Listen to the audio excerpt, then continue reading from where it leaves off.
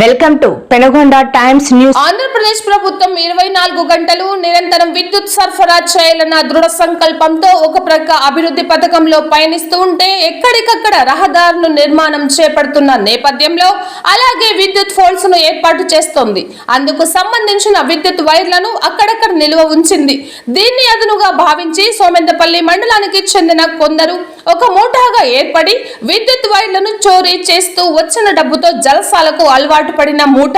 Penugonda DSP Narsingappa అందించిన వివరాల మేరకు 5 మంది యువత కలిసి చెడు వ్యసనాలకు బానిసై విద్యుత్ వైర్లను చోరీ చేస్తూ డబ్బు దండు చేసుకుని వాటితో జలసాలకు అలవాటు పడ్డారని, ఈ 5 మందిని ముద్దాయిలను సోమెందపల్లి మండల సమీపంలో ఈదల బలాపురం వద్ద అరెస్ట్ చేయడం జరిగిందన్నారు. అభిలాష్, జిలాన్, బక్తార్, షబ్బీర్, జమీర్లను అరెస్ట్ చేసి వారి వద్ద నుండి 3100 కేజీల విద్యుత్ వైరు, వీటి విలువ 6,50,000 ఉంటుందని, అలాగే ఒక ఆటో, విద్యుత్ వైర్లు కట్ చేసే కట్టర్ను స్వాధీనం చేసుకుని కేసు నమోదు చేసి కోర్టుకు హాజరు పరచడం జరిగిందని డీఎస్పీ తెలిపారు.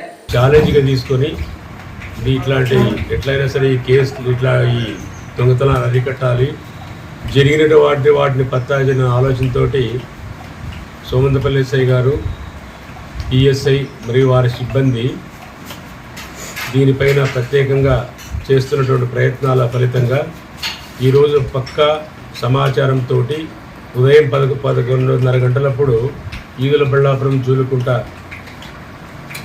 మధ్యలో ఒక 5 మంది వ్యక్తుల యువతను అదుపులోకి తీసుకొని వాళ్ళు విచారిస్తే ఒకరు అభిలాష్, సోమందపల్లి, ఇంకో పఠాన్, షబ్బీర్, జమీర్, జిలానీ, బక్తర్ వీళ్ళంతా కూడా బ్రాహ్మణపల్లి గ్రామం.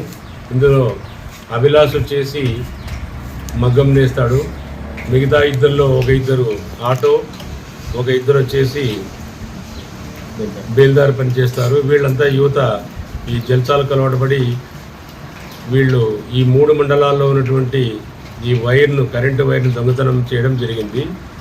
వాళ్ళ యొక్క విచారణలో వాళ్ళు ఎక్కడెక్కడ చేశాము, ఎక్కడ దాచిపెట్టాము, ఏ వాహనంలో తరలించాము అన్నటువంటి వివరాలు వాళ్ళు యొక్క నేర ఒప్పుదలలో చెప్పిన మేరకు వాళ్ళ 5 మందిని కూడా అరెస్ట్ చేసి వాళ్ళు చెప్పిన మేరకు దాదాపు 3,100 కేజీలు, దాని విలువ 600 లక్షలు ఈ కరెంటు వైర్నంతా ఈ బ్రాహ్మణపల్లి అండర్ కన్స్ట్రక్షన్ బిల్డింగ్ లోపల దాచిపెట్టినామని చెప్పిన మేరకు పోయి అక్కడ 3,100 కేజీల కరెంటు వైర్ను, దాని విలువ 600 లక్షలు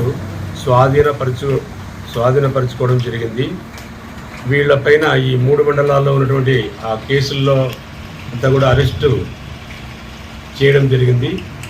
ఈరోజు సాయంకాలము ఈ 5 మంది ముద్దాయిలు కూడా